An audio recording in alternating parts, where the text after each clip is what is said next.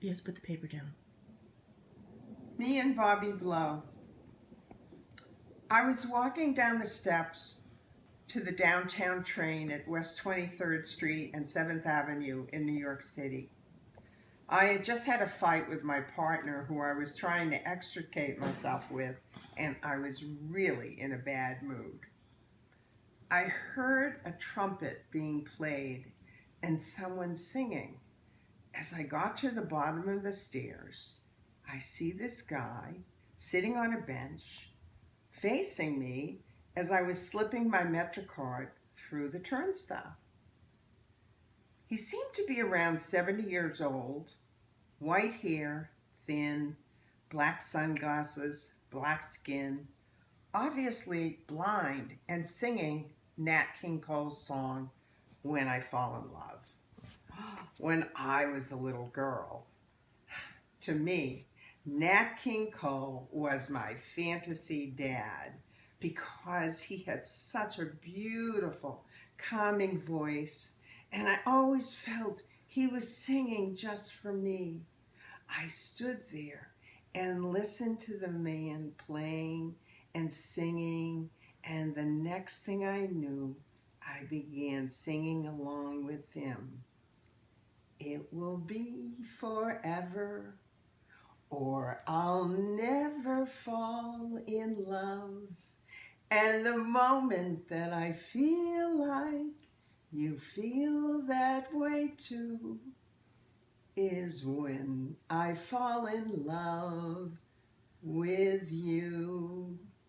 By this time, I was standing in front of him, and he had such a surprised look on his face that someone was singing along with him. I reached out and touched his hand.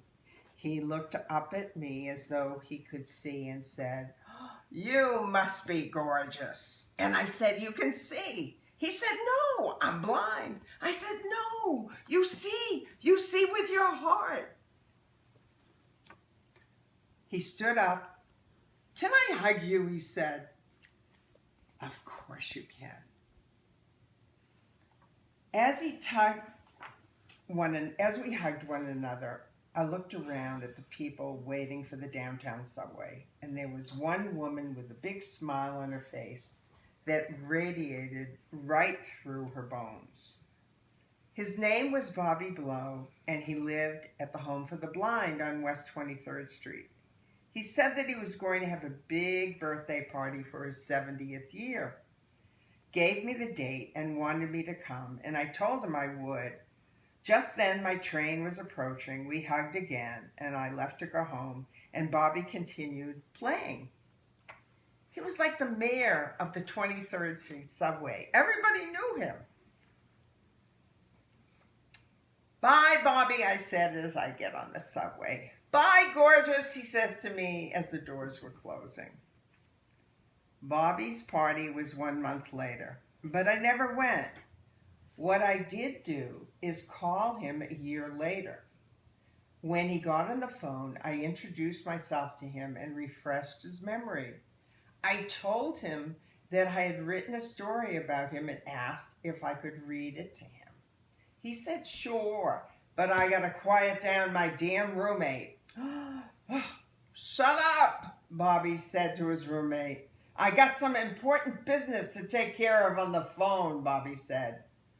"Okay, you can begin. Sometimes my roommate is a pain in the ass." When I was finished with the story, Bobby was completely quiet. And then he said, "God damn, that was a great story. And it was about me. God damn, that was great. You wrote that about me? Well, I'll be goddamned. I just love that. Thank you for thinking of me and writing about me." This summer, I graduated from an interfaith ministry in New York City. And during graduation week, we had a talent show. It's a tradition that they have at the school with each graduating class. I got up and I began telling the ministers this story between me and Bobby Blow, which is now 3 years later since it happened. After I finished sharing the story, one of the ministers came up to me and said, "Sherri, I know Bobby Blow. I visit him at the 23rd Street House for the Blind every week." I never saw or heard Bobby again at the West 23rd Street subway, but Bobby is, and he will be in my memory bank, just like Nat King Cole.